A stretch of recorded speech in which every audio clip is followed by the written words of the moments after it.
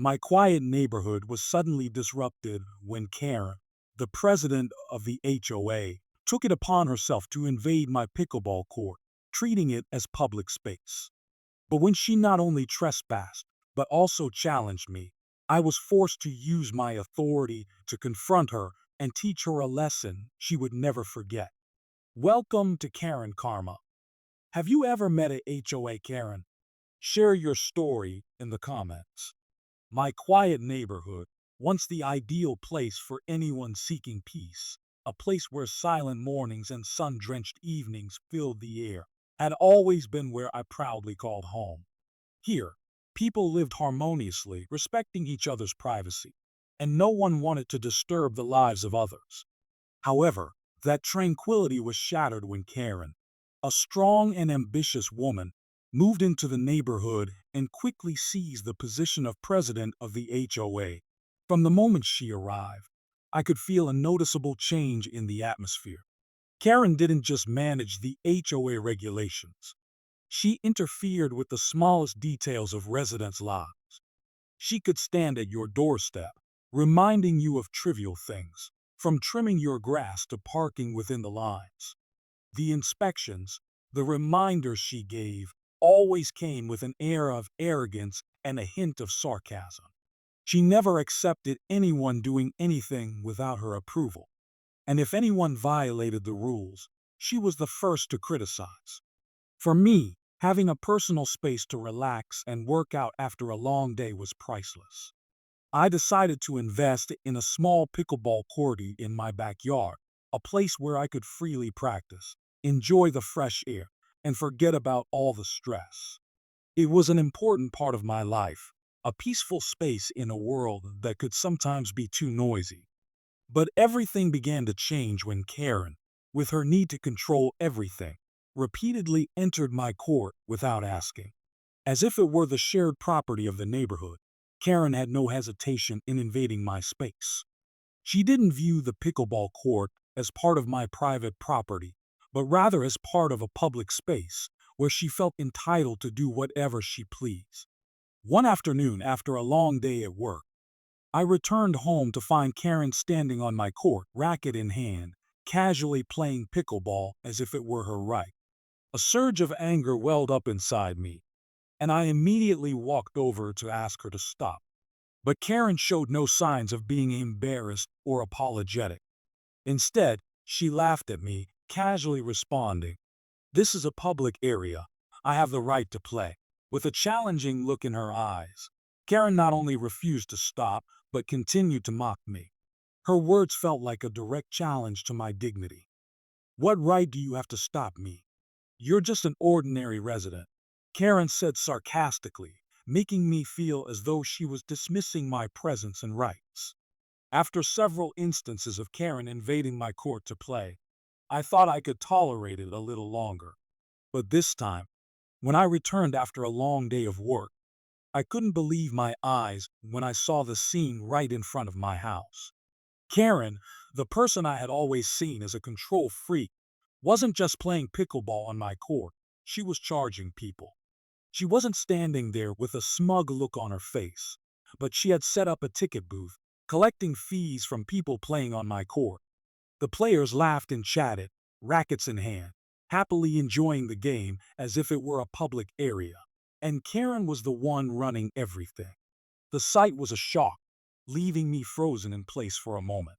I stood motionless for a few seconds, feeling as if a wave of anger was rising inside me. How could she do this? She was turning my court into a business venue without my consent. I had tried to be patient, but this crossed the line. I could no longer suppress my anger and decided I had to confront her right away. My steps were firm, each one pushing me closer to her. Karen stood there, holding a roll of cash, smiling as if she were running a successful business. She showed no sign of feeling guilty. It seemed that she didn't think there was anything wrong with exploiting my court as an unauthorized business venue. The anger inside me grew even stronger, but I managed to stay calm, walking quickly toward her, determined not to let this continue any longer. When Karen saw me walking toward her, She showed no signs of surprise or fear. Her eyes were filled with contempt and defiance. "Oh, it's you again," Karen said in a calm tone, without a hint of worry. "Can't you see?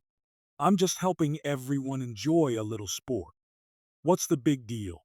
Her words were like a slap in the face. I had asked her to stop so many times, but she continued to act as if she were the one in charge of the neighborhood. Her arrogance left me no choice but to speak up. I approached her, standing face to face with her, my eyes burning with anger. "Maris, you've invaded my property long enough," I began, my voice cold but firm. "This is my property, not a public area. How can you take money and sell tickets for others to use my court without my permission?" The challenge in her words only fueled my anger. She had violated my rights so many times and still treated me as though I had no say. I couldn't let her continue to act this way. "Don't you understand, Maris? This is my property. I will not tolerate you using it as a place to make money without my consent." Karen looked me up and down before smiling back at me defiantly. She didn't seem the slightest bit scared or uncomfortable. "What rights do you have to tell me to stop?" She chuckled dismissively. "I'm the president of the HOA. I have the right to decide everything here." My gaze sharpened, and my voice became more resolute. "You may be the president of the HOA, but I'm a government inspector, and I have the authority to deal with unlawful actions like yours." Karen laughed even more. This time, she showed no concern. "What? A government inspector? Are you kidding me? You're an inspector. I haven't seen any notices about you. Don't pretend to be someone with power in this neighborhood," she said, her tone dripping with disdain. I stood tall, not backing down. "You may not know who I am, but you will have to answer for your actions. Don't think you can get away with doing whatever you want without consequences. I'll report this to the authorities, and you will face the consequences." Karen still didn't seem worried. She just shook her head, mocking me as if I were saying nothing of importance. "Go ahead, try. I'm not afraid. No matter what, I'll still do what I want. You can't do anything to stop me." I couldn't take it anymore. My patience had reached its limit. "You will pay for your actions, Maris. You can't keep disregarding others' rights like this. And I won't stop until you take responsibility for what you've done." Karen looked at me, but not with a threatening or fearful gaze. Instead, it was one of utter contempt. She stood there as though nothing could make her worry. But I knew, this time, she had made a big mistake and couldn't easily escape the consequences she had brought upon herself. After the intense confrontation with Karen, I didn't hesitate for a moment. The anger still simmered within me, but now I knew I had to do more than just face her directly. I knew I needed to take stronger action. I immediately contacted the inspection team, instructing them to come to my court and document Karen's violation. I wasn't going to let her continue to disregard my rights without facing the consequences. Just a few minutes later, I saw the inspection team arrive at my doorstep. I stood at the door, watching them step out of their vehicle, each dressed in inspection uniforms, carrying the necessary tools and documents. Karen was standing on the court with a few others, seemingly preparing to collect money for the next round of play. When she saw the inspection team approaching, her face immediately changed. She froze for a moment, her eyes full of confusion as she glanced over at the inspection team. Karen no longer had the confident, challenging attitude she once had. Instead, she started to step back, her hand trembling as she tried to hide the roll of money in her hand. I approached, feeling a sense of satisfaction for having escalated the situation. It wasn't just words anymore, but real action. "Maris," I began, my voice calm but authoritative. "You know exactly what you've done to my court. The inspection team will now document your violations." Karen stared at me, her mouth moving but unable to utter a word. She turned to the inspection team, then back at me, as if trying to figure out a way out of this situation. But it was too clear now that I wasn't joking. Finally, she spoke, her voice trembling much more than before. You can't do this. I just thought it was a way to help everyone have fun. I didn't mean to do anything wrong. Please, don't do this. Karen's attitude had completely changed. She no longer challenged me, but instead became flustered, trying to justify her actions. I didn't think it was this serious. I just wanted to create a fun space for people. I didn't intend to break any rules. You, you can't do this. I stood firm, unwavering. You can't abuse your power to harm others' rights, Karen. This is my property, and you took money without my consent.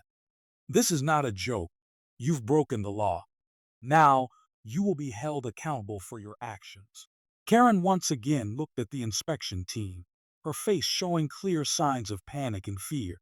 She was no longer the strong, arrogant figure she once was. Her attitude had completely shifted.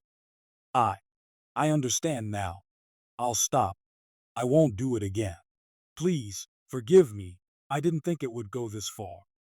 Her voice was no longer firm, but filled with regret and fear. But I couldn't let her off the hook so easily.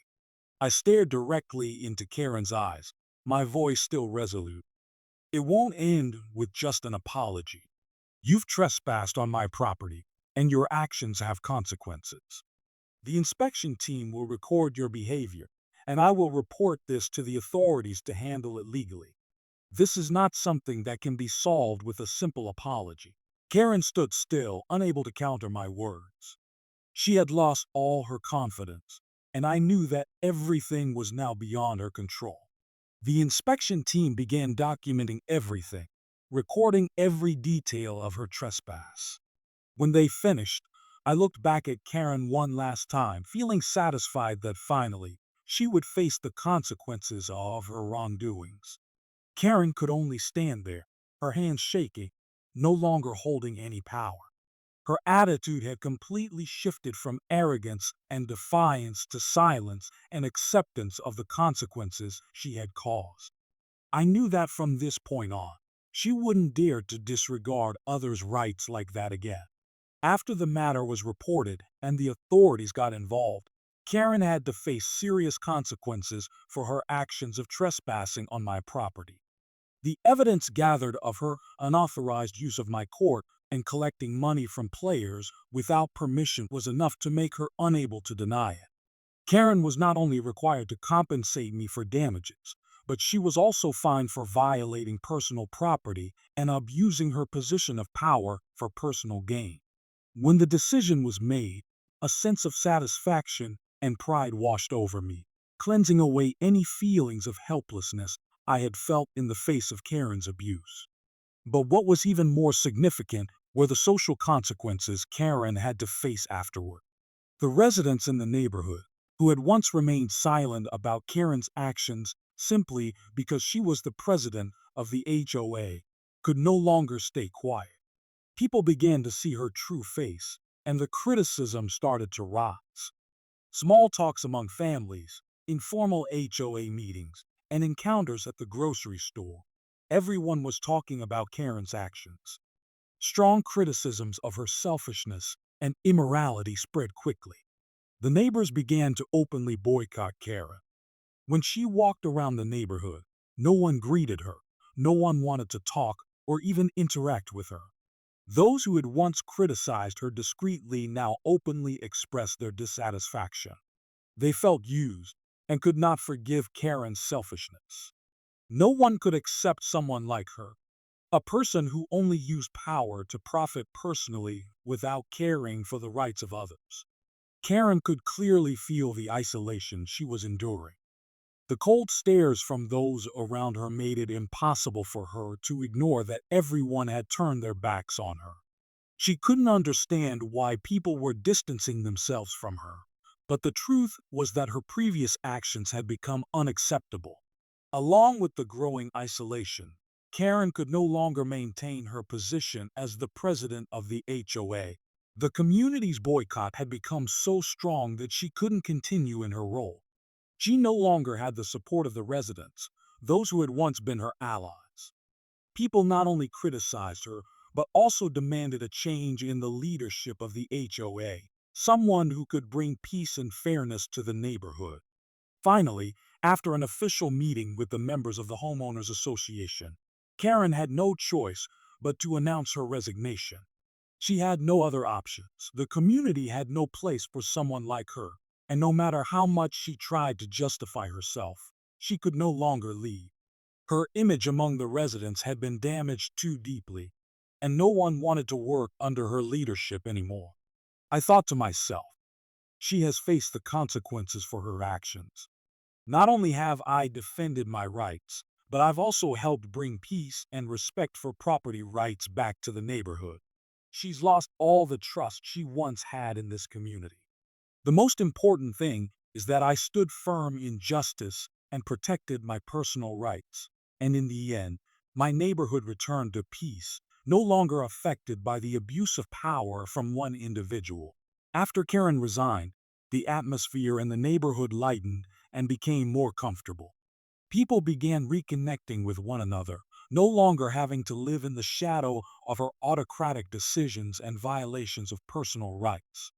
Relationships between residents began to be rebuilt on the fundamentals: respect, sharing, and helping each other. From a once peaceful neighborhood, it had now truly returned to its true meaning, a place where everyone could live in mutual respect without the fear of those who abuse power. The neighborhood became a calm place once again, and I, who had chosen not to remain silent, not to let anyone infringe on my rights, felt proud to have helped bring the neighborhood back on track. After this event, my life finally returned to the peaceful state it was in before. No more worries about my backyard being invaded, no more tense confrontations with Karen, who had previously disrupted not only my personal rights, but also the harmony of the neighborhood. Every morning when I woke up, I no longer had to worry about someone coming to use my court without permission. Whenever I walked around the neighborhood, there was an unusual sense of peace, with no lingering anger or frustration in my heart. I could enjoy my private space without worry or disturbance. Karen was no longer a threat in the neighborhood. She had stepped down from her position as president of the HOA, and no one sought her out to solve any issues. The residents, who had once feared and endured her oppression, could now breathe a sigh of relief. People no longer felt controlled or exploited by someone who liked to manipulate everything. Karen had lost all credibility and support from the community, and this change brought a fresh, comfortable atmosphere for all of us. The important thing is that Karen learned a valuable lesson about personal rights and respecting the property of others. I don't know what she thought after all that happened, but I'm sure that from now on, she won't dare to infringe on anyone's rights so recklessly. Facing legal consequences made her realize that no one can act as if they are above everyone else without taking responsibility for their actions. Not only I, but the whole neighborhood now lives in mutual respect for each other's rights. Karen, with all her former confidence and arrogance, now had to live in the shadow of the mistakes she made. The people in the neighborhood, who had once been fearful or hesitant under her rule, now no longer hesitated to stand up for their rights. They no longer had to fear being disturbed or exploited. The neighborhood had truly returned to a community of equality where every individual was respected. As for Karen, perhaps she has realized that power is not something anyone can abuse without paying the price. I don't know if she regrets her past actions, but I believe the lesson she learned was significant enough to prevent her from bothering anyone again. Maybe she has changed, learned to live with respect for others, and that will serve her well in the years to come.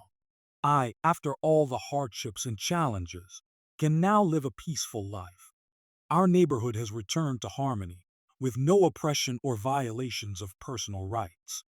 People are beginning to feel the joy of living in an equal community where mutual respect thrives. And I, with my decision not to remain silent in the face of injustice, not only defended my own rights, but also helped the whole neighborhood return to the peace it deserves. What do you think of this story? Have you ever encountered a Karen like this? Leave a comment and don't forget to like and subscribe to the Karen Karma channel.